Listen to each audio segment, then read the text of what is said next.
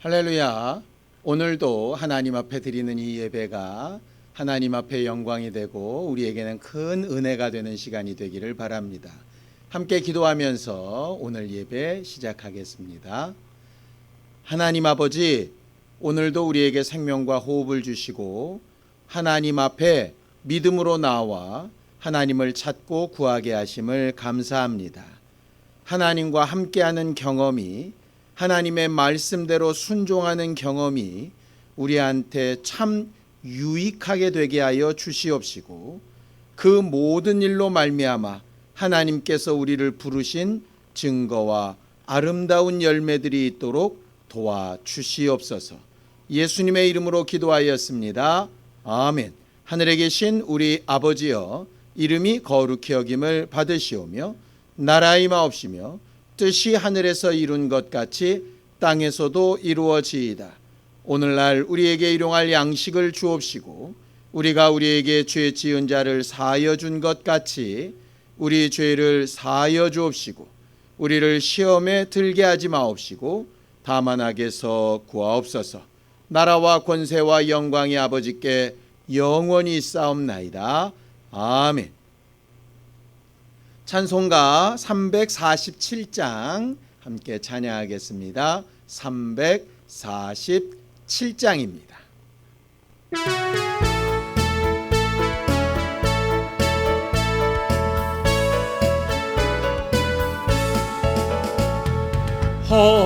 허락하신 새 땅에 들어가려면 마음의 준비 다하여 힘써 일하세.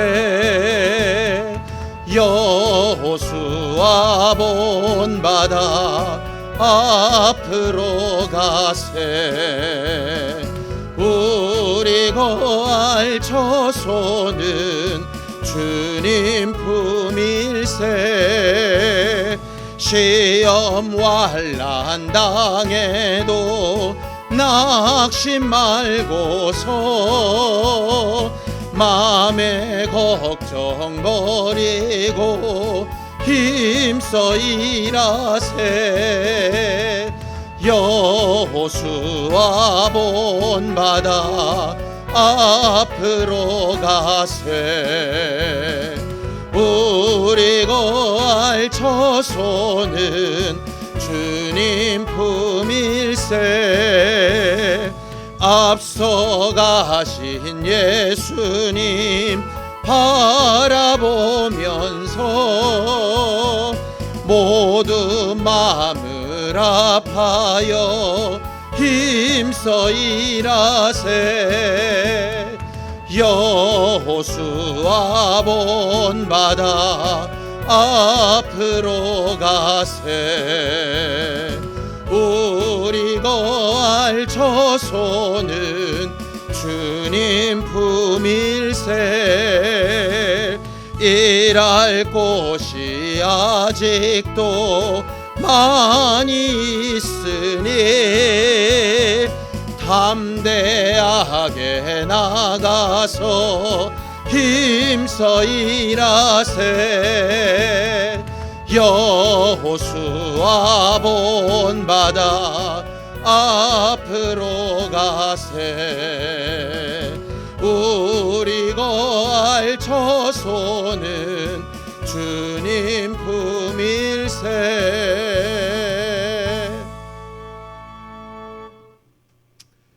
우리는 지난주에 하나님 앞에 한 우리의 경험들이 유익하게 되어져야 한다라고 은혜를 나눴었습니다.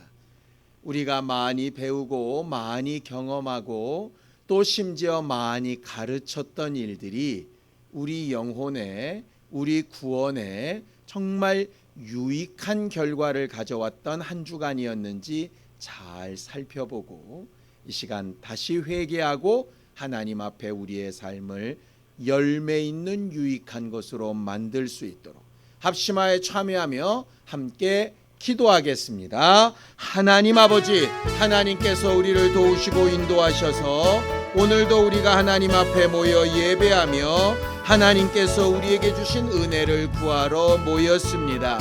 하나님께서 지난 한 주간도 우리를 구원하셨고 우리를 살리셨고 함께하여 주셔서 여러 가지 어렵고 근심되고 아픈 일들 가운데에도 여러 가지 응답을 보게 하시고 또 특별히 함께 기도하는 일에 하나님께서 우리와 함께하고 계시고 우리의 기도를 듣고 계심을 기억하게 하여 주셔서 감사합니다.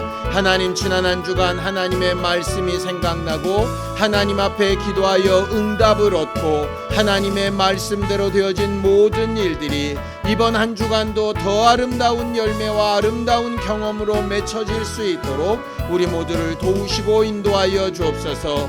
혹여라도 하나님, 지난 한 주간 살아가는 동안에 하나님의 말씀이 생각나지 아니하고 하나님의 말씀이 생각났음에도 무시하고 고집을 피워서 하나님과 무관한 삶을 살았던 적이 있었다면 우리를 긍휼히 여기시고 우리의 연약함과 부족함을 아시는 주께서 우리를 위로하시며 격려하여 주셔서 주 예수 그리스도의 보혈로 말미암아 새롭고 또 회복되어지는 기회를 이 예배 가운데 얻게 하여 주시고 새로운 한 주간을 새로운 마음과 새 힘으로 얻어 살 수 있는 능력이 있도록 우리 모두를 도우시고 인도하여 주시옵소서. 1년의 절반이 지나가고 있습니다. 지난 절반 동안 우리가 무엇을 어떻게 살고 행했는지 우리 자신을 잘 돌아보게 하여 주시며 남은 반년도 하나님께서 우리를 도우실 것을 기대하고 소망하는 믿음으로 행할 수 있도록 우리 모두를 도우시고 역사하여 주시옵소서. 예수님의 이름으로 기도하였습니다.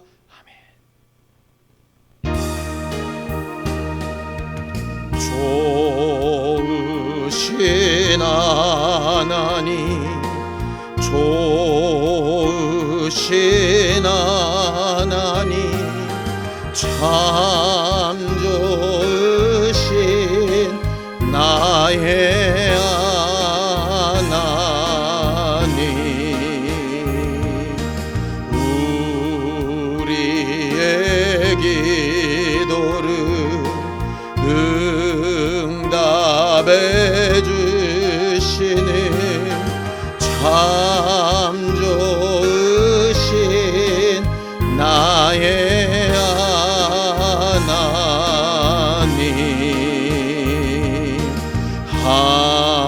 한없는 축복을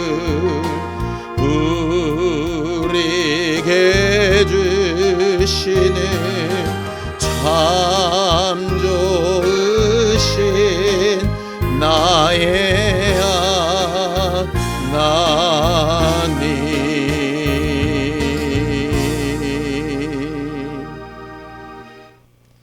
하나님 아버지, 오늘도 하나님의 말씀을 들고 서서 하나님의 사람들에게 하나님의 마음과 생각을 잘 전달할 수 있기를 원합니다.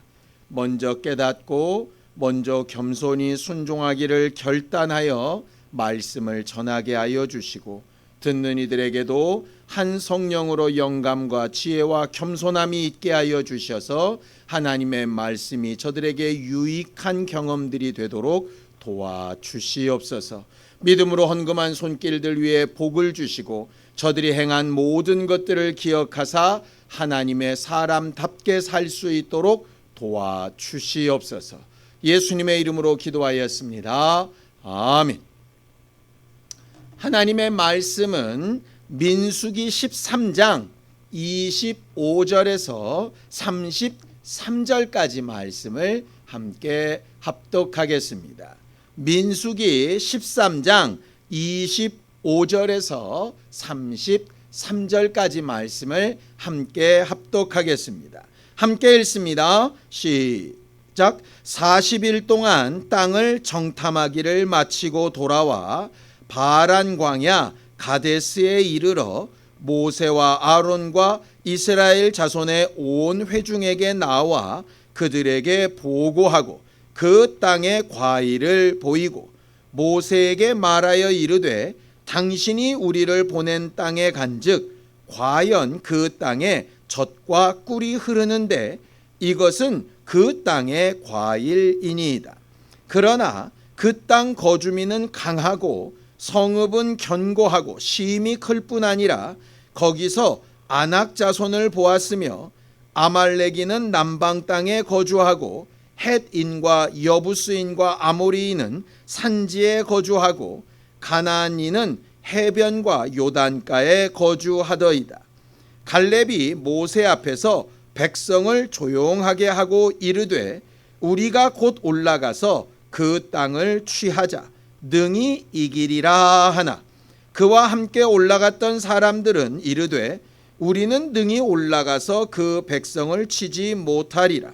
그들은 우리보다 강하니라 하고 이스라엘 자손 앞에서 그 정탐한 땅을 악평하여 이르되 우리가 두루 다니며 정탐한 땅은 그 거주민을 삼키는 땅이요 거기서 본 모든 백성은 신장이 장대한 자들이며 거기서 네피림 후손인 아낙 자손의 거인들을 보았나니 우리는 스스로 보기에도 메뚜기 같으니 그들이 보기에도 그와 같았을 것이니라. 아멘. 하나님은 모든 것을 창조하실 때에 특별한 창조물들을 구별하여 택하셔서 하나님의 일을 위하여 만드셨습니다. 모든 피조물들 가운데 특별히 하나님의 형상의 모양을 닮은 사람을 구별하여 택하셔서 하나님이 아들이 오실 수 있는 길로 만드셨고 그 수많은 사람들 가운데 아브라함을 택하셔서 믿음의 조상이 되게 하시고 그의 믿음을 본받아 사는 자들에게 하나님을 알 수 있도록 해 주셨죠. 아브라함을 통한 이스라엘 민족을 택하셔서 하나님의 법을 알게 하시고 하나님의 법대로 사는 삶의 결과를 깨닫도록 하셨습니다. 우리가 예수 그리스도를 알고 믿고 지금 교회가 된 것도 하나님이 우리를 택하신 결과라고 성경은 설명하고 있습니다. 하나님은 모두에게 구원과 은혜와 사랑을 베풀기 원하시지만 그 일을 위하여서 하나님이 특별히 택하신 자들이 있다라고 말하고 있는 것이죠. 왜 그렇게 택하셨는가? 성경은 목적을 이야기합니다. 베드로전서 2장 9절을 함께 읽겠습니다. 베드로전서 2장 9절입니다. 함께 읽습니다. 시작. 그러나 너희는 택하신 족속이요 왕 같은 제사장들이요 거룩한 나라요 그의 소유가 된 백성이니 이는 너희를 어두운 데서 불러내어 그의 기이한 빛에 들어가게 하시니에 아름다운 덕을 선포하게 하려 하심이라 그랬습니다. 하나님이 우리를 특별히 택하신 이유는 하나님의 구원을 널리 전파하고 찬송하고 칭찬하고 증거하는 도구가 되게 하기 위하여 그렇게 택하셨다라고 말씀하셨죠. 그래서 교회는 뭐 하는 곳입니까? 하나님의 구원을 받고 하나님의 은혜를 체험한 다음에 하나님의 하신 일을 말하고 증거하고 찬양하는 존재가 바로 교회입니다. 교회는 다른 일을 하는 게 아니라 하나님이 하신 일을 나타내고 전파하는 일을 하는 것이 바로 교회입니다. 그렇게 하나님이 하신 일을 나타내고 전파하기 위해서 뭐가 필요할까요? 하나님이 하신 일을 아는 일이 필요하지 않겠습니까? 자, 성경을 한 군데만 더 보죠. 이사야서 43장 10절입니다. 함께 읽습니다. 시작. 나 여호와가 말하노라 너희는 나의 증인 나의 종으로 택함을 입었나니 이는 너희가 나를 알고 믿으며 내가 그인 줄 깨닫게 하려 함이라. 나의 전에 지음을 받은 신이 없었느니라. 나의 후에도 없으리라. 그렇게 되어져 있죠. 하나님께서 우리를 하나님의 아름다운 하신 일을 선포하는 존재로 지으셔서 하나님의 증인 하나님의 종으로 택하셨는데 그 하나님의 종과 하나님의 증인은 뭐 하는 사람이냐? 하나님을 알고 믿고 그 다음에 하나님이 어떤 분이신가 하는 것을 깨닫는 것이다 라고 되어져 있습니다. 하나님을 알고 믿고 깨달으려면 어떻게 해야 될까요? 하나님을 가르쳐주는 사람이 있어야 되겠죠. 하나님을 체험하도록 만드는 사람이 있어야 될 겁니다. 하나님이 어떤 분이신지 그들에게 정말 전달하는 도구가 필요한 거죠. 그래서 전도자가 필요하고 목사가 필요하고 제사장이 필요하고 선지자가 필요하고 그 모든 것을 다 뭉뚱그려서 예수 그리스도가 직접 오시는 일이 필요하고 지금은 성령께서 우리 안에 와 계시는 일이 필요한 겁니다. 교회는 하나님과 하나님이 하신 일을 알고 믿고 깨닫고 나서 그것을 잘 증거하는 일을 하는 것입니다. 그래서 교회가 하는 일을 하나님을 알게 하는 일이고 하나님을 경험하게 하는 일이고 하나님이 하시는 일과 방향을 깨닫게 하는 일이고 그것을 나아가 전파하고 가르치는 일을 하는 것이 바로 교회입니다. 이 일을 위해서 연약한 자들을 돕기도 하고 물질로 구제를 하기도 하고 시간과 육체의 시간을 들여서 봉사를 하기도 합니다. 다 부수적인 일입니다. 가장 중요한 신앙생활의 일은 내가 하나님을 알고 그 다음에 하나님을 전하는 것입니다. 내가 먼저 하나님을 안 것이 있다면, 경험한 것이 있다면 제대로 전달해 줘야 하는 것이죠. 이때 문제가 있습니다. 잘 하나님을 알고 믿고 경험하게 하려면 가르치는 자가 먼저 정확하게 하나님을 알고 경험하고 깨달아야죠. 그런데 마치 과거 바리새인이나 율법사들이 예수 그리스도에 대하여 잘못 알고 있었기 때문에 예수를 변호하고 증거하기보다는 예수를 죽이고 그의 하는 일을 방해하는 일에 사용되어졌던 것처럼 먼저 알고 믿는 자들이 하나님에 대하여 오해가 있고 잘못된 부분이 있으면 영 엉뚱한 것을 가르치게 되는 겁니다. 구약에 보면 거짓 선지자들이 많이 나타나는데 하나님께서 원하시는 계획과 뜻대로 가르치는 게 아니라 자기 마음에 올라오는 자기의 생각대로 가르쳐서 결국은 이스라엘 백성을 어렵게 만들기도 하고 하나님의 계획이 뒤로 미루어질수록 그렇게 하는 경우들도 있었습니다. 그래서 말씀을 가르치고 먼저 믿은 자들은 절대적으로 생각해야 될 것이 뭐냐면 내가 알고 경험하고 깨달은 이것이 정말 하나님의 진실한 마음과 생각과 모습이 맞는가라고 하는 걸 늘상 겸손히 되뇌어 봐야 하는 겁니다. 교만해지면 함부로 자기의 경험이나 지식을 과신하게 되면 잘못된 것을 가르쳐서 망하게 하는 것이죠. 두 번째는 배우는 사람의 잘못이 있을 수 있습니다. 가르치기는 정말 잘 가르치고 본을 잘 보였음에도 불구하고 어그러지는 것이죠. 예수 그리스도의 제자들을 아마 예로 들 수 있을 것 같습니다. 예수께서 직접 육체를 입고 오셔서 하나님의 말씀을 직접 가르치시고 그의 삶으로 모든 것을 직접 보이셨음에도 불구하고 그들은 예수 그리스도에 대하여 오해했고 예수의 부활에 대하여 오해했고 자신들의 신분에 대하여 오해했지요. 잘못 배운 결과입니다. 왜 잘못 배웠을까요? 자기 생각, 자기 욕심이 가득 차 있으니까 잘못 배우게 된 겁니다. 초대교회에도 그런 경우가 있습니다. 예수의 재림에 대해서 사도 바울이 막 가르쳤더니 데살로니가 교인들이 그 재림에 대해서 오해해서 그럼 재림을 준비하는 삶은 학교도 가지 않고 결혼도 하지 않고 직장도 가지 않고 하얀 옷 입고 산 위에 올라가서 예수만 기다리면 되나 보다 이렇게 믿었던 것도 있었거든요. 바울은 그렇게 가르치지 않았지만 자기들 생각대로 자기들의 욕심대로 그렇게 믿은 것입니다. 결과적으로 말씀을 가르치는 자는 자기가 알고 믿고 깨달은 것을 너무 과신하거나 교만하지 않아야 실수가 없고 배우는 자는 자기 욕심대로 자기 생각대로 함부로 선입견을 가지고 받아들이지 않아야 사실 실수가 없습니다. 이 두 가지를 다 이길 수 있는 방법이 겸손함이라고 말씀을 드렸지요. 그래서 성경은 말씀을 가르치는 자와 말씀을 배우는 자에게 이렇게 말하고 있습니다. 갈라디아서 6장 6절에서 7절입니다. 갈라디아서 6장 6절에서 7절 함께 읽습니다. 시작. 가르침을 받는 자는 말씀을 가르치는 자와 모든 좋은 것을 함께하라.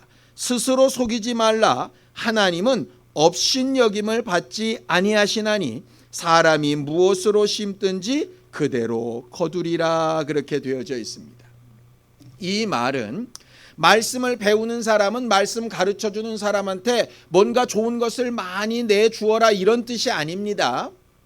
말씀을 가르침 받는 자는 말씀을 가르치는 자와 모든 좋은 것을 함께 해라. 이 말은 뭐냐면 우선 말씀을 가르치는 사람이 스스로 자신을 속이지 말고 교만하지 말고 하나님 앞에 겸손한 마음으로 듣는 사람들이 좋게 여길 만큼 닮아가고 싶어할 만큼 부러워할 만큼 좋은 것을 보여주어야 한다라는 그 말입니다. 반대로 말씀을 배우는 사람도 스스로 속이지 말고 엉덩이에 불난 것처럼 교만하지 말고 말씀을 가르치는 자의 말을 잘 들어보고 좋고 옳은 것이라면 겸손히 순종하고 틀리고 잘못된 것이라면 무작정 따르지 말고 좋은 것을 구별하여 따르라 라고 하는 그 말입니다.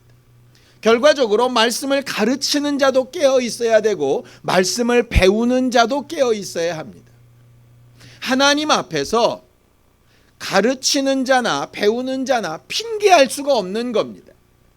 말씀을 가르치는 자는 가르치는 자로서 하나님 앞에 정직하게 서서 심판을 기대해야 하고 말씀을 배우는 자도 말씀을 가르치는 자에게 핑계대지 말고 정말 하나님의 말씀이 옳고 그른 것을 돌아보며 마음을 정말 굳게 해야 하는 것이죠. 그렇다면 어떻게 무엇을 통해서 옳고 그름을 분별할 것인가? 바울은 이 부분도 너무나도 분명하게 이야기를 합니다. 자, 고린도전서 4장 6절입니다.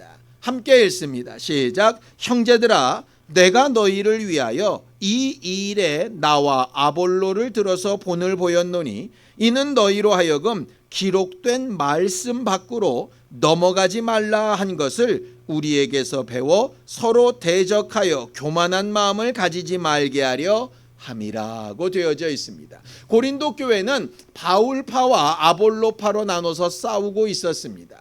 말씀의 지식을 중요하게 생각하는 아볼로파와 기도와 능력을 중요하게 여기는 바울파로 나눠져 있었던 것이죠. 거기에 대해서 바울은 이렇게 얘기하는 겁니다. 너희 앞에 아볼로와 나를 들어서 설명한다. 본을 들어 설명한다. 우리들은 뭘 가지고 판단하느냐? 나를 따르니 좋은 사람, 다른 사람을 따르니 나쁜 사람 이렇게 판단하는 게 아니라 말씀에서 그 밖으로 넘어가지 말라고 나는 가르치고 있다. 우리 둘 다 말씀을 기준으로 판단하고 있다라고 말을 하고 있는 거죠. 기록된 말씀 얘기하는 겁니다.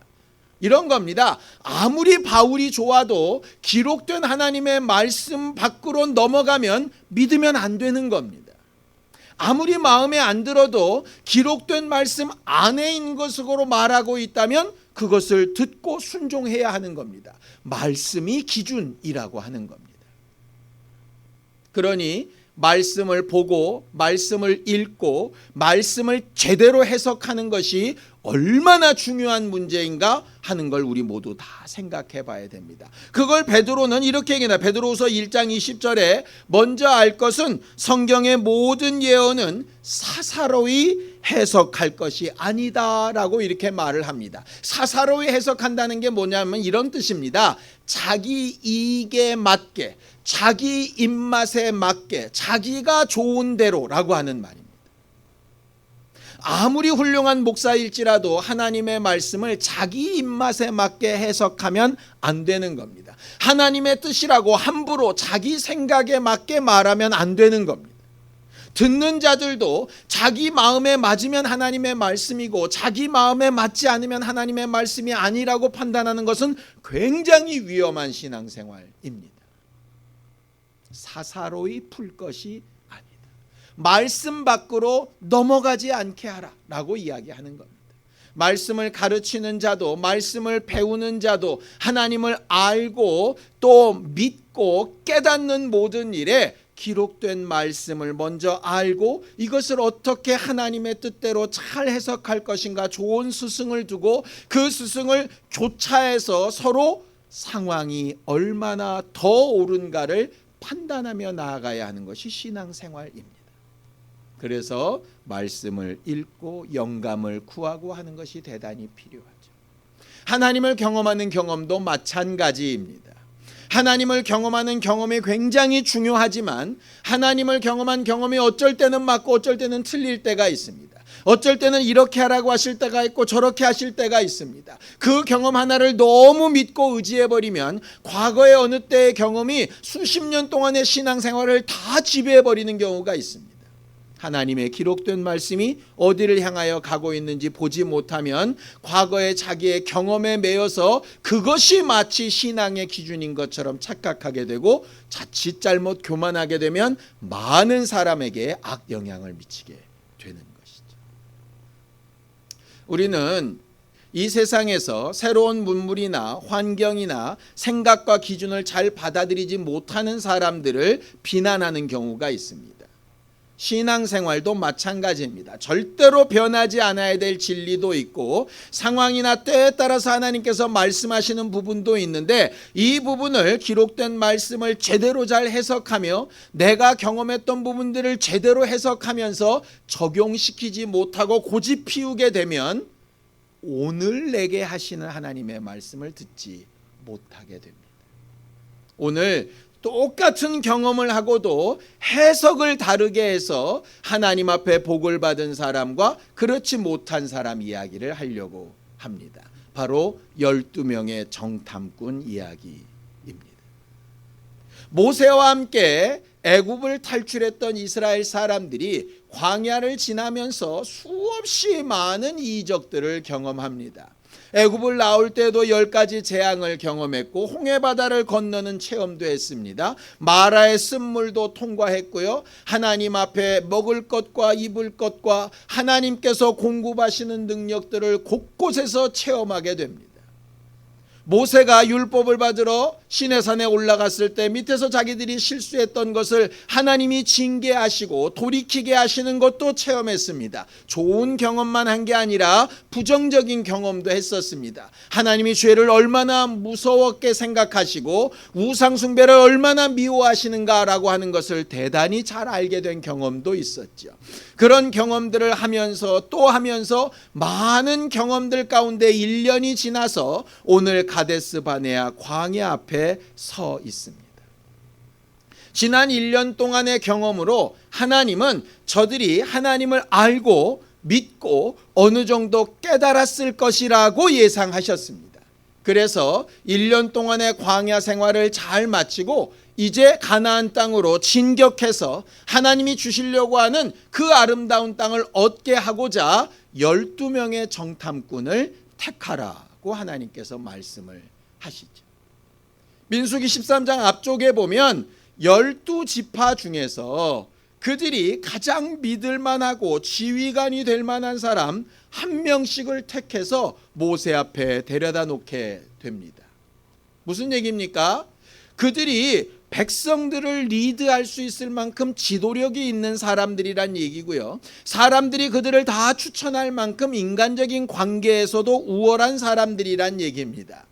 하나님의 백성 광야길 가운데서 하나님의 말씀대로 순종하는 삶을 사는데 그들의 마음을 잘 인도하고 가르칠 수 있는 능력이 있다는 얘기는 영적인 믿음도 어느 정도 있었다는 얘기고요.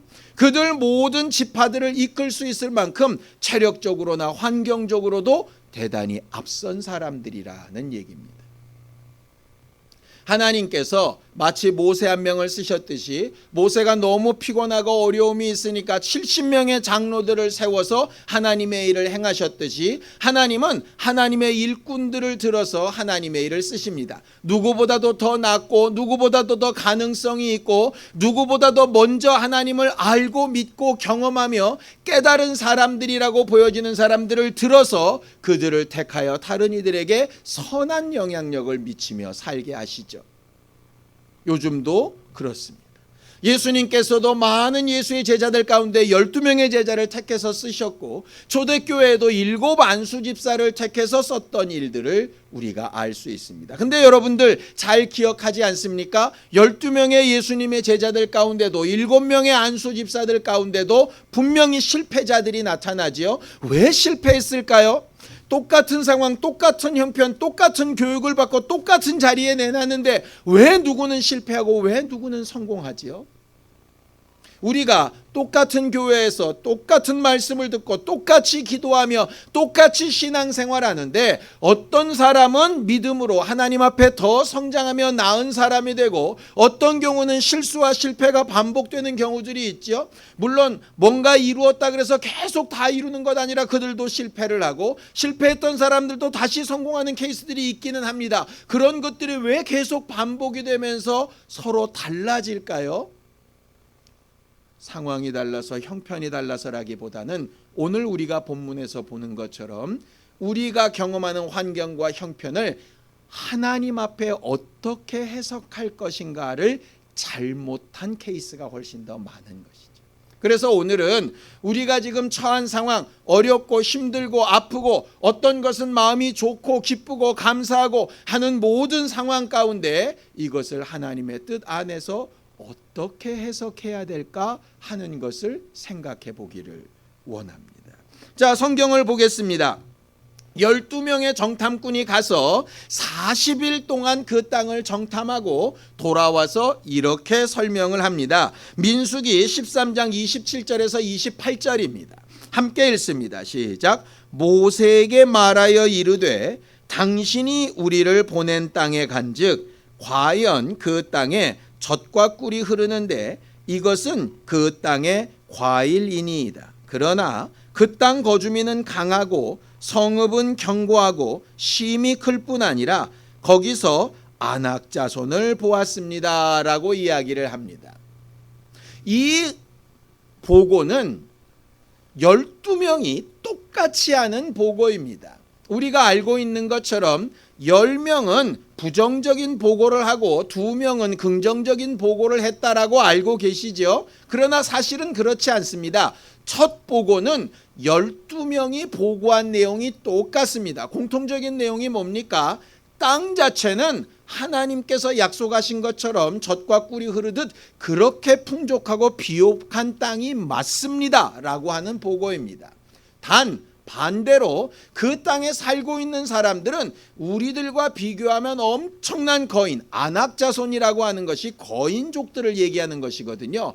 몸도 크고 문명기기도 하고 자기들과는 비교할 수 없는 전투력을 갖춘 굉장히 강대한 민족이었습니다. 라고 보고를 하는 겁니다.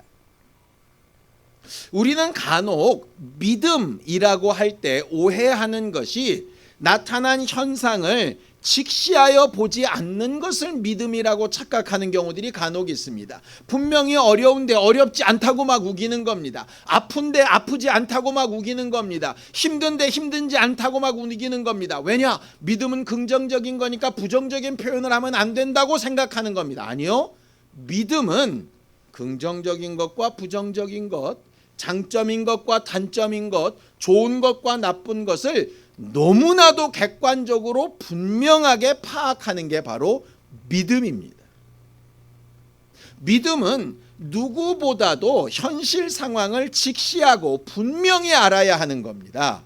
두루뭉실 알고 믿음이야, 은혜야 라고 이렇게 넘어가는 게 믿음이 아닙니다. 대부분 그냥 좋은 게 좋은 걸로 넘어가는 사람들이 믿음이 좋다라고 착각하는데 틀렸습니다.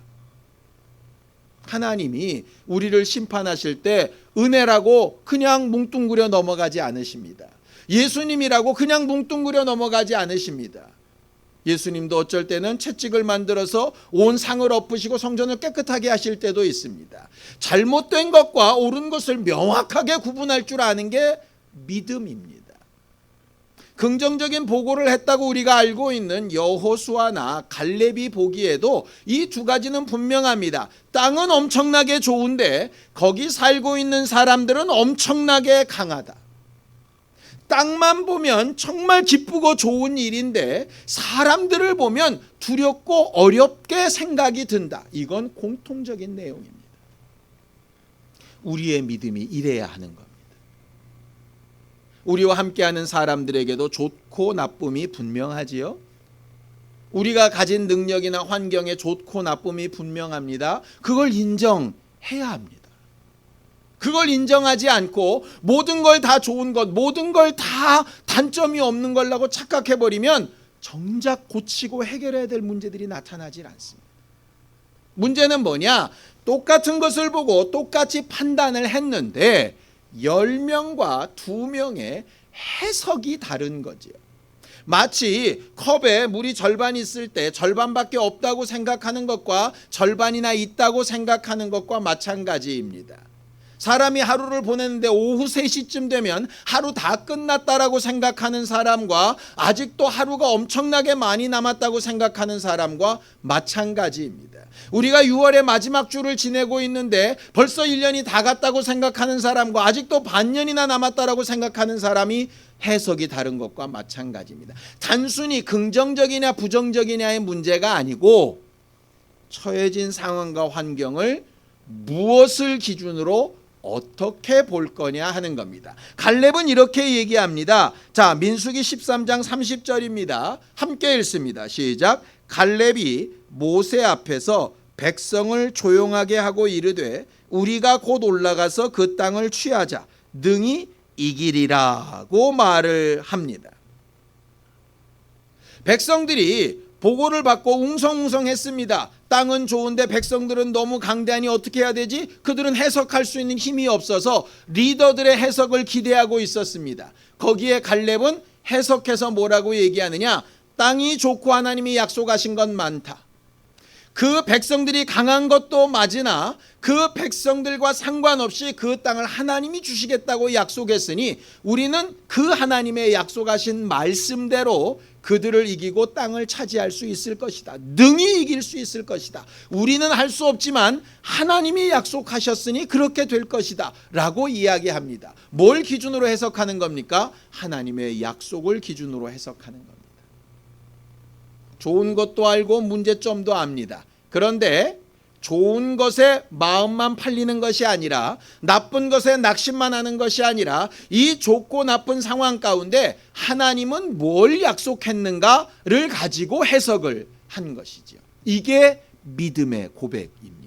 그런데 나머지 10명은 뭐라고 고백을 합니까? 13장 31절에서 32절입니다. 함께 읽죠. 그와 함께 올라갔던 사람들은 이르되 우리는 능히 올라가서 그 백성을 치지 못하리라. 그들은 우리보다 강하니라 하고 이스라엘 자손 앞에서 그 정탐한 땅을 악평하여 이르되 우루가 두루다니며 정탐한 땅은 그 거미 주민을 삼키는 땅이요 거기서 본 모든 백성은 신장이 장대한 자들이더라 그랬습니다. 그들에는 하나님의 약속이라는 기준이 없습니다. 뭐만 기준이 있느냐? 단점만 보이는 것이죠.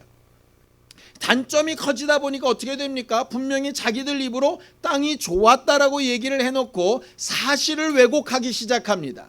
자기들의 의견을 더 강조하기 위해서 실제로 있는 사실까지도 바꿔버리는 겁니다. 왜? 그래야 자기들의 말에 설득력이 있다고 생각하니까요. 이게 뭐냐면 아까 말한 대로 말씀 밖으로 벗어났다, 사사로이 풀다라는 말입니다.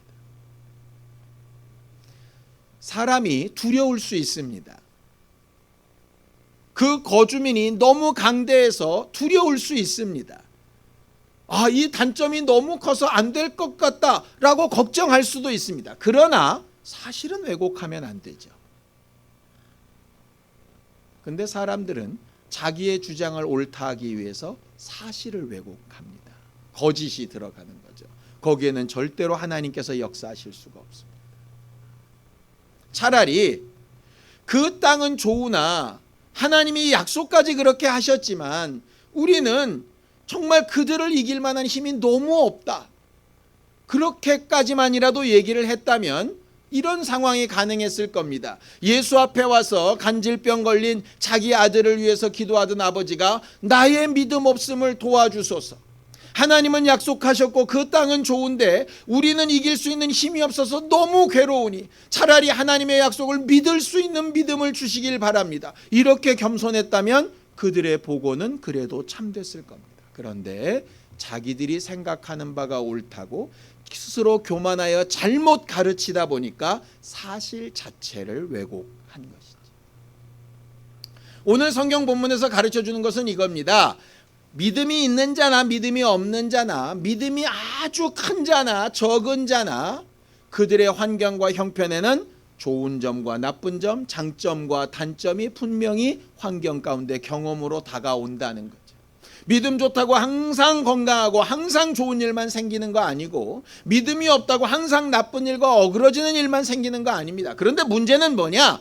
똑같은 상황 가운데에서 뭘 기준으로 판단할 거냐? 뭘 기준으로 해석할 거냐? 뭘 기준을 의지하고 나아가서 그 열매를 이룰 거냐라고 하는 문제입니다. 믿음은 감정이 아닙니다.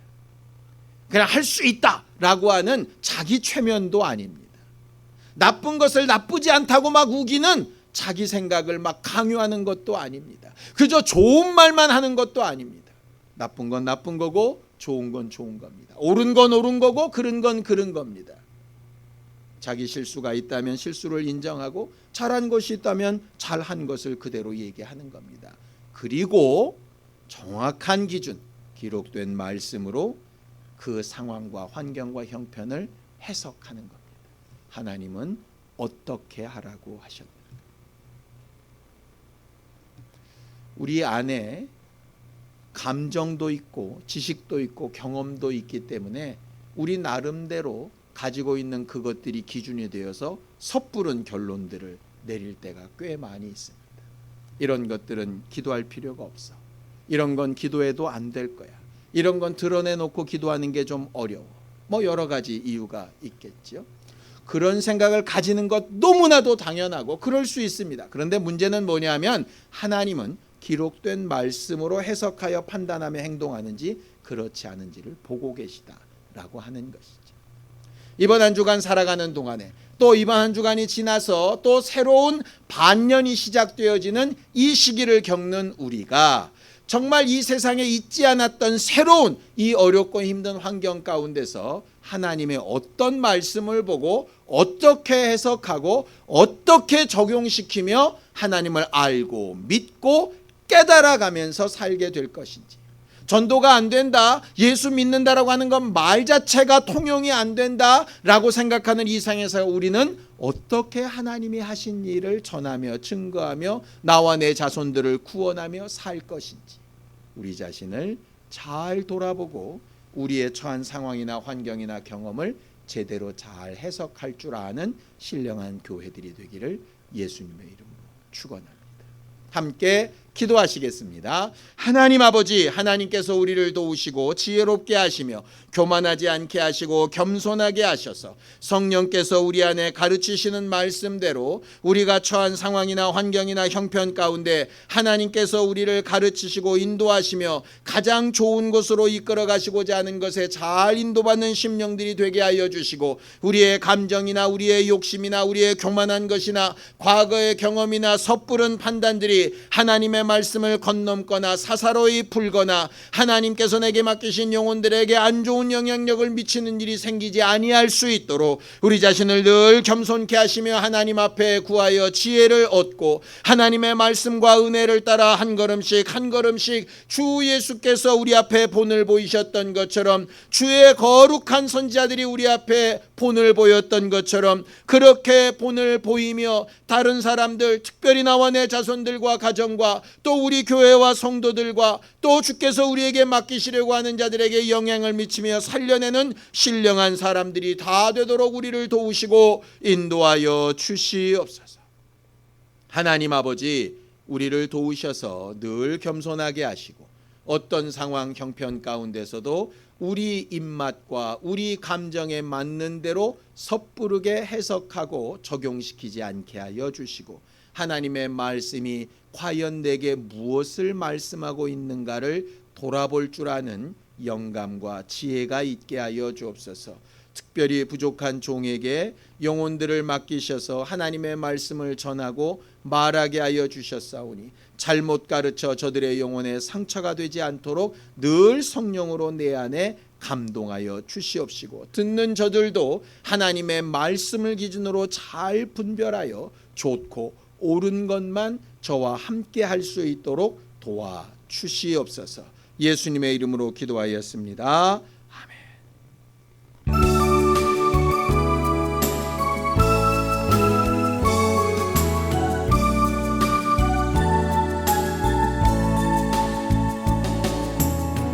이 시간 너의 마음속에 하나님 사랑이 가득하기를 근심으로 기도해 간절히 소망해 하나님 사랑 가득하기를. 하나님은 너를 사랑해 얼마나 너를 사랑하시는지. 너를 위해 저 별을 만들고 세상을 만들고 아들을 보냈네.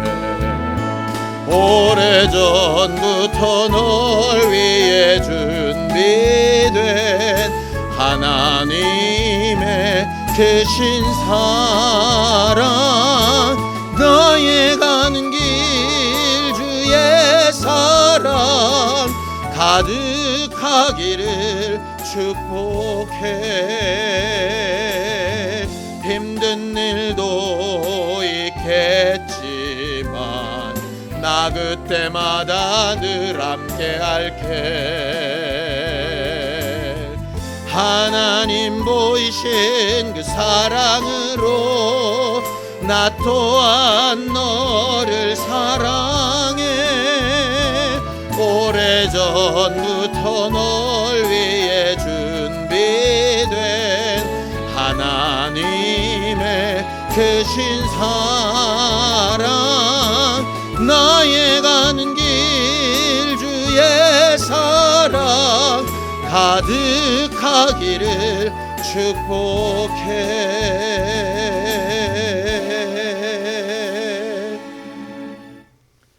이제는 우리 주 예수 그리스도의 은혜와 하나님 아버지의 극진하신 사랑과 성령님의 감동하시고 함께 하시는 분명한 증거가 하나님께서 주신 경험과 환경을 말씀을 기준으로 잘 해석하기를 원하는 우리 모두 위에 이제로부터 영원까지 함께 있을지어다. 아멘.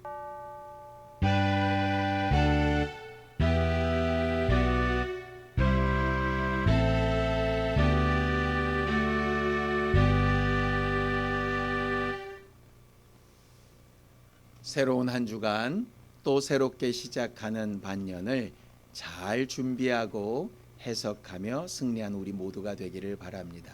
감사합니다.